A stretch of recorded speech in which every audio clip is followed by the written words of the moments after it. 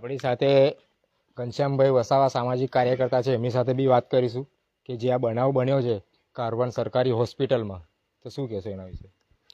સૌથી પહેલાં તો હું કહીશ કે અમારા જે મિત્ર છે પરેશભાઈ, જેઓનો ફોન આવેલો કે આવીને આ ઘટના બની છે, જેથી તાત્કાલિક અમે યોગેન્દ્રભાઈ બારોટ સાથે અને અમારા પરેશભાઈના ટેલિફોનિક વાતથી તાત્કાલિક અમે કારવણ પોલીસ ચોકી હાજર થઈ ગયેલ છે. હવે મારું કહેવાનો મતલબ એ છે કે સમજો કે હજુ છોકરાએ તો જિંદગી જોઈ જ નથી. એ છોકરું, નાનું બાળક જે જીવ ગુમાવ્યો છે, હવે એ છોકરાએ જિંદગી જોઈ નથી, હવે એ છોકરાનું પીએમ થશે, એ કેટલું યોગ્ય કહેવાય? એ બેદરકારી છે એ આપણા જે કારવણના જે સરકારી હોસ્પિટલ છે એના ડૉક્ટરે આ લેખિતમાં જણાવી દીધું કે ભાઈ હું પોતે ઓનલાઈન મિટિંગમાં હતો, બરાબર, એથી હું હાજર થયો નથી. તો ઓનલાઈન મિટિંગ મહત્ત્વની છે કે જે છોકરાની જે ડિલિવરી થવાની છે અને જે છોકરો જિંદગી જોઈ નથી એને આપણે જિંદગી બતાવવાની છે, તો એ મહત્ત્વ છે કે પછી તમારી મિટિંગ મહત્ત્વ છે? એટલે સૌથી પહેલાં તો હું કહીશ કે આ જે સરકાર જે નિયમ કાઢ્યા છે ઓનલાઈન મિટિંગના, તો એ અમને કોઈ વાંધો નથી. તમે તમારી ડિજિટલ ઇન્ડિયા છે, તમારી ડિજિટલ પ્લેટફોર્મ તમારે જે ચલવો, પણ સૌથી પહેલાં તો કે જે ઓનલાઈન મિટિંગો છે જ્યારે ઇમરજન્સી હોય તો એ વ્યક્તિ પહેલાં ત્યાં હાજર થાય.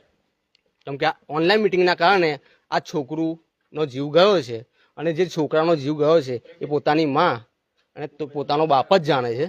એટલે સૌથી પહેલાં તો હું સરકારને પણ કહીશ કે આવા જે અધિકારીઓ છે એમ પર એક્શન લેવામાં આવે. કારણ કે ડૉક્ટરે તો કહી દીધું કે ઓનલાઈન મિટિંગમાં છે અને નર્સોએ ડિલિવરી કરાવી.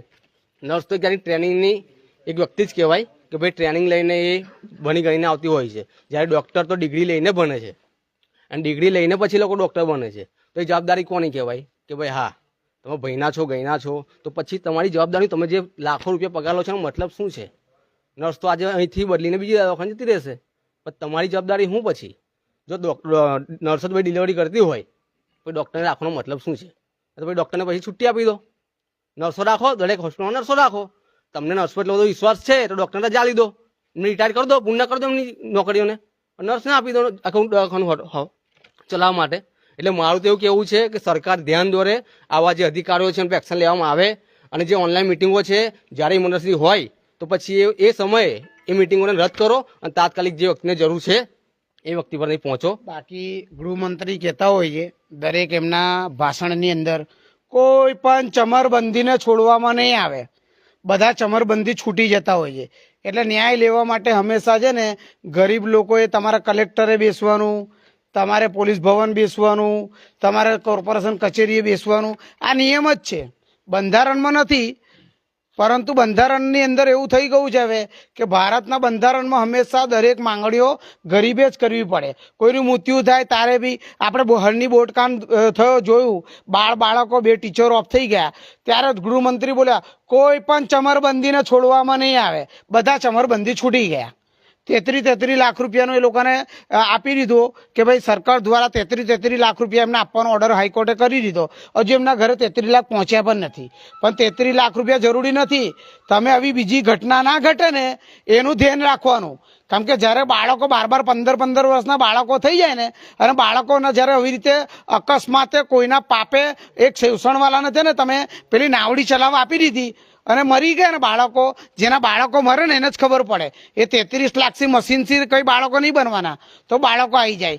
એટલે એવા ગૃહમંત્રી આપણા સક્ષમ છે ને કે બધાને એવું જ કહેતા ફરે છે કોઈ પણ ચમરબંધીને છોડવામાં નહીં આવે, બધા જ ચમરબંધી છૂટી જાય.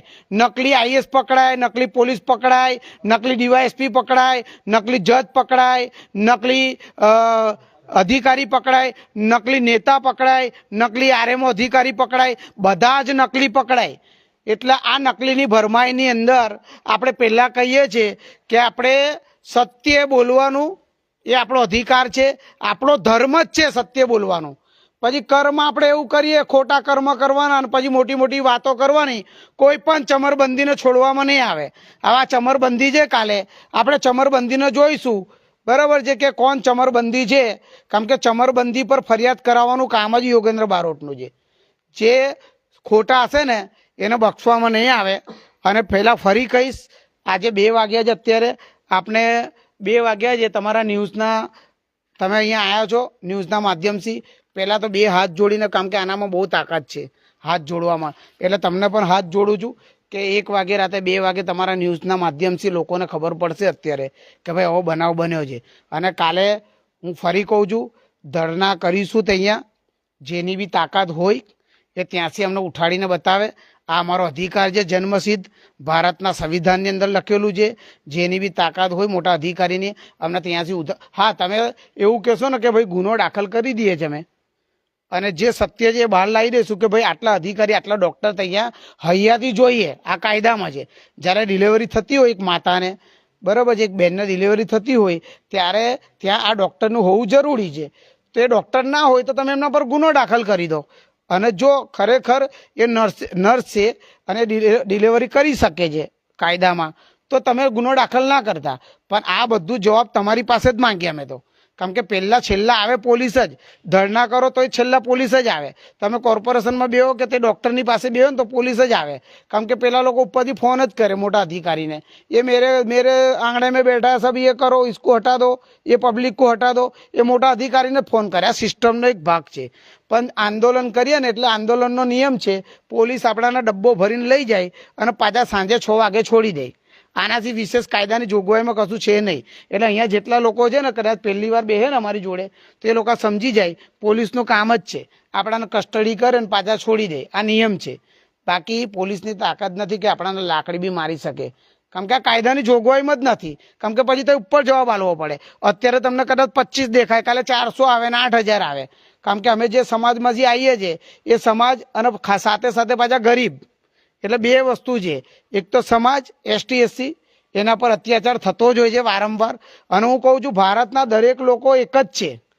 હું કોઈ જાતિવાદમાં માનતો પણ નથી, પરંતુ હંમેશા એસટી એસસી ને ગરીબ લોકો પર જ અત્યાચાર થતો હોય છે. એનું મૂળ કારણ શું? એનું મૂળ કારણ છે 4 બોલે ને તો બીજા 12 ભાગી જાય. બોલીએ ને પાછળ જોઈએ ને તો કોઈ ના હોય. એટલે એવું ના થવું જોઈએ.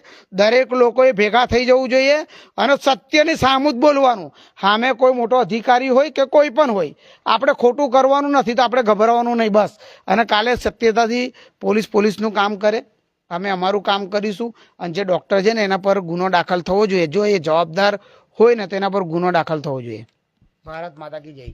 આ હતા યોગેન્દ્ર બારોટ અને ઘનશ્યામભાઈ વસાવા, જે સામાજિક કાર્યકર્તા હતા.